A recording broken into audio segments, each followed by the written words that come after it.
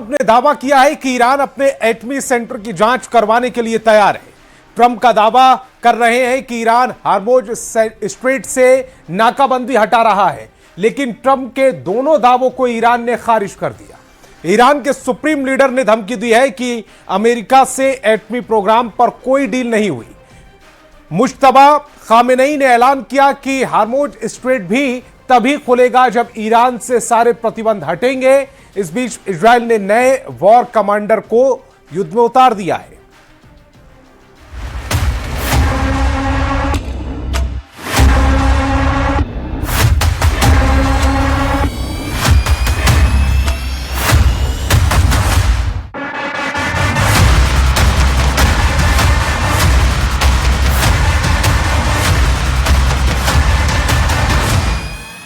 चौबीस घंटे के अंदर ईरान में कुछ ऐसा होने वाला है जिसके बारे में सिर्फ 4 लोग जानते हैं। पहले हैं डोनाल्ड ट्रंप, दूसरे हैं बेंजामिन नेतन्याहू, तीसरा नाम है जेडी वेंस और चौथा नाम है पिट हेग्सेथ। एजेंडा साफ है, ईरान का एटमी प्रोग्राम अब सीक्रेट नहीं रह सकता। अमेरिका और इजराइल बराबर की डोज ईरान को फिर से देंगे, इस बात पर ट्रंप ने मुहर लगा दी है।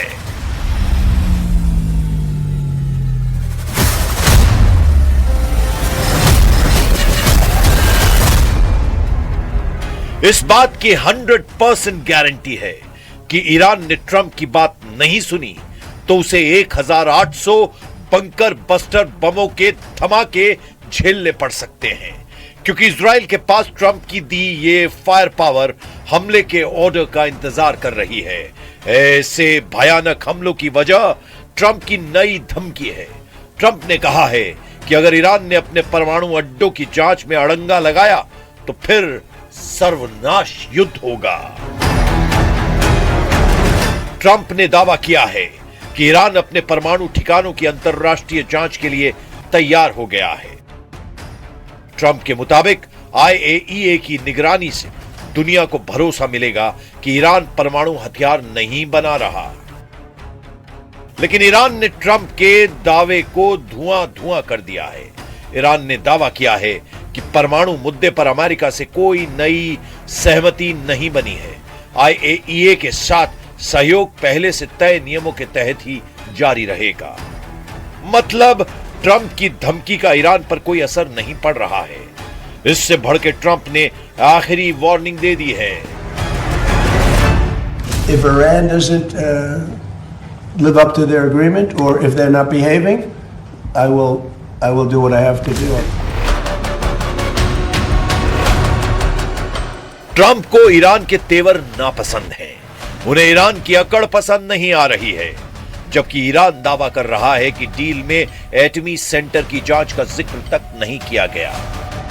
फिर अचानक न्यूक्लियर साइट पर ट्रंप रेड क्यों डालना चाहते हैं? ما نه دیداری با مدیر کل آژانس بین‌المللی انرژی اتمی داشتیم و نه برنامه‌ای برای بازرسی آژانس از تأسیسات هسته‌ای آسیب دیده ایران ناشی از تجاوز نظامی آمریکا و رژیم صهیونیستی داریم. اساساً در این زمینه هیچ شیوه‌نامه‌ای وجود نداره. अमेरिका इजराइल ने ईरान के परमाणु हथियारों के सफाई के लिए यह युद्ध शुरू किया था। इतनी भयानक लड़ाई के बाद भी एटमी थ्रेट बरकरार है। इसीलिए ट्रंप समझौते के बीच फिर से एटम बम को सेंटर स्टेज पर ले आए हैं। ट्रंप की हिट लिस्ट में ईरान के परमाणु ठिकानों में नंबर 1 पर नतांज न्यूक्लियर साइट बताई जा रही है, जहां इजराइल अमेरिका ने बमबारी कर भारी तबाही मचाई थी। ट्रंप चाहते हैं कि नतांज का चप्पा चप्पा खंगाला जाए, ईरान के एटम बम ग्रेड यूरेनियम की जांच की जाए, लेकिन ईरान टस से मस नहीं हो रहा है, जिससे बारूदी टकराव का खौफनाक माहौल बन चुका है, जिसे देखते हुए इजराइल ने अपने नए वॉर कमांडर के नाम का ऐलान कर दिया है। नेतन्याहू ने ईरान को सबक सिखाने के लिए कमांडर बराक को कमान सौंप दी है। Brigadier general Barak Hiram Israeli defence force के ऑपरेशनल डिवीजन चीफ का जिम्मा संभालने जा रहे हैं। जनरल बराक हिराम पहले गजा डिवीजन के कमांडर थे। उससे पहले 99वीं डिवीजन के कमांडर के तौर पर उनका बहुत नाम हुआ था। हमास से किबुत्स बेरी की लड़ाई में बराक हिराम ने जबरदस्त सफलता पाई थी। General Barak brigadier general Israel Shomer की जगह ले रहे हैं, जिन्होंने इसी महीने ऑपरेशंस डिवीजन चीफ का पद अचानक छोड़ दिया था।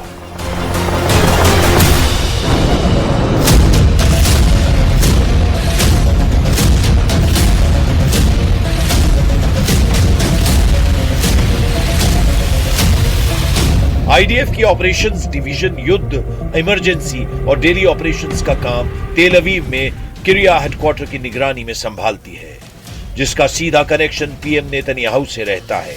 इस बार इजराइल का इरादा ईरान की ज्यादा से ज्यादा एटमी साइटों को तबाह करने का है, लेकिन ईरान के एटमी अड्डों को बर्बाद करने की अब तक जितनी भी कोशिशें हुई हैं, उनका कोई खास असर दिखा नहीं है।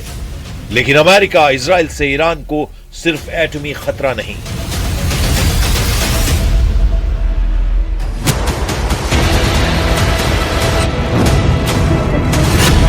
ईरान के इन 7 शहरों की शक्ल गजा जैसी बनाने के लिए इजराइल रेडी है। यहां लेबनान जैसे खंडहर ट्रंप बना सकते हैं। इन सभी शहरों में सीरिया जैसी बारूदी तबाही की शुरुआत किसी भी वक्त हो सकती है, क्योंकि इजराइल और अमेरिका दोनों को ईरान के एटम बम से डर लगता है। ट्रंप कई बार ये दावा कर चुके हैं कि अमेरिकी किसी भी कीमत पर ईरान को एटम बम नहीं बनाने देंगे, लेकिन ईरान ने सभी प्रतिबंधों को हवा में उड़ाकर न्यूक्लियर हथियारों के कारखाने को एक्टिव कर रखा है। ईरान के परमाणु हथियारों के गोदाम के तौर पर 5 अड्डों की निशानदेही हो चुकी है, जिसमें सबसे पहला नाम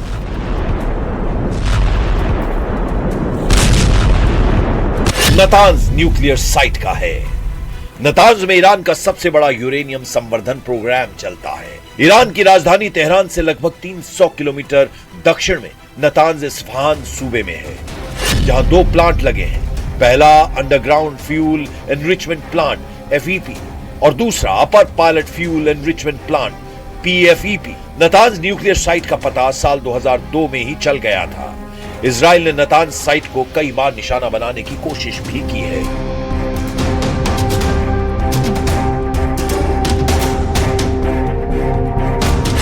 मुस्तफा खामनेई के एटमी अड्डे में पहाड़ पर बना एक ठिकाना भी है। ईरान के कौम शहर से 20 मील दूर फोर्डो परमाणु प्लांट है। साल 2015 में इस समझौते के बाद ईरान को फोर्डो में यूरेनियम संवर्धन बंद करना पड़ा था।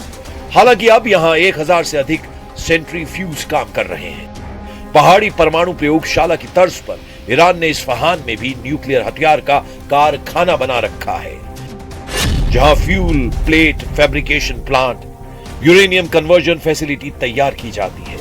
इन्हीं से यूरेनियम को यूरेनियम मैक्साफ्लोराइड में बदला जाता है, जिसे सेंट्रीफ्यूज में डाला जाता है। इस्फहान में यूरेनियम मेटल बनाने के उपकरण भी है, जो परमाणु बम के कोर को बनाने में किया जा सकता है। IAEA ने हाल की जांच के बाद कहा कि इस्फहान में सेंट्रीफ्यूज पार्ट्स बनाने की मशीनें हैं।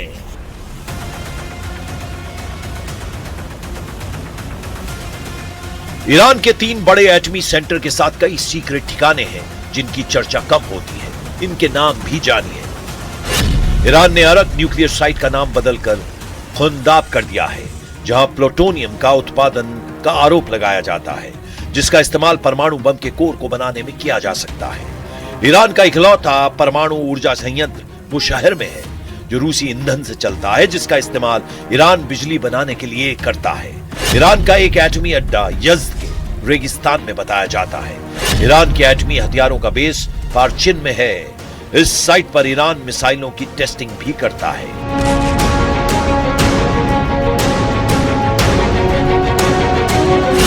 इनके अलावा खामनेई की एक एटमी लैब राजधानी तेहरान में भी है, जिसे तेहरान रिसर्च सेंटर का नाम दिया गया है।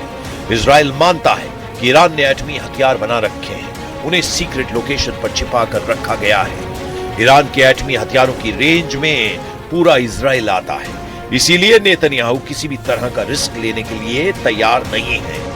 उन्होंने यह तक कहा है कि इजराइल को जल्द वो हथियारों के मामले में आत्मनिर्भर बनाने वाले हैं। वेस्ट बैंक में मिलिट्री कमांडरों के साथ बैठक में नेतन्याहू ने बात कही कि इजराइल अमेरिका के हथियारों के भरोसे ईरान जैसे दुश्मन से युद्ध नहीं जीत सकता, इसीलिए वो खुद अपने हथियारों को बनाने पर जोर दे रहे हैं। उधर ईरान इस बात पर जोर दे रहा है कि इजराइल लेबनान पर हमले बंद करे। यूएन में ईरान के राजदूत ने लेबनान को रेड लाइन कह दिया है। Security and territorial integrity of Lebanon should be respected. The war against the Lebanese people should be stopped. There shouldn't be any new attack against Lebanon. And we believe that the termination of war and military operation in Lebanon includes the withdrawal of the Israeli forces from Lebanon territories and ending the occupation. Beirut की सड़कों पर Iran के पूर्व और नए supreme leader के billboard लग गए हैं। लेबनान के लड़ाके इजराइल को टक्कर देने का ऐलान कर रहे हैं। मतलब युद्ध रुकने के आसार फिर से कम होते जा रहे हैं। 24 घंटे के अंदर ट्रंप का मूड नहीं बदला तो ईरान को डरावना सरप्राइज मिल सकता है।